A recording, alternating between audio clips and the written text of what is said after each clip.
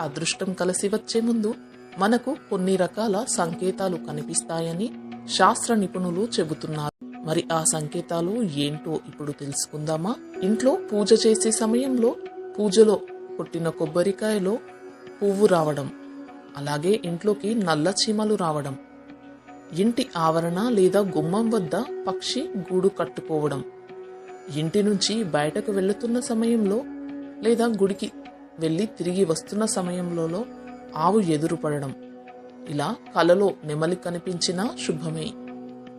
ఇంట్లో వెలిగే దీపం నుంచి చప్పుళ్ళు వినిపించడం, అంటే దీపం అటూ ఇటూ చెదిరి చప్పుడు వస్తూ ఉంటుంది. అలా వస్తే చాలా మంది దీపం ఆరిపోతుందని కంగారు పడతారు. కానీ ఆ శబ్దాలు వస్తే మంచిదట. మంగళవారం ఇంటిపైకి కోతులు రావడం, కోతులు అలా వచ్చినప్పుడు తరిమేయకుండా నీళ్లు ఆహారం పెడితే చాలా మంచిది.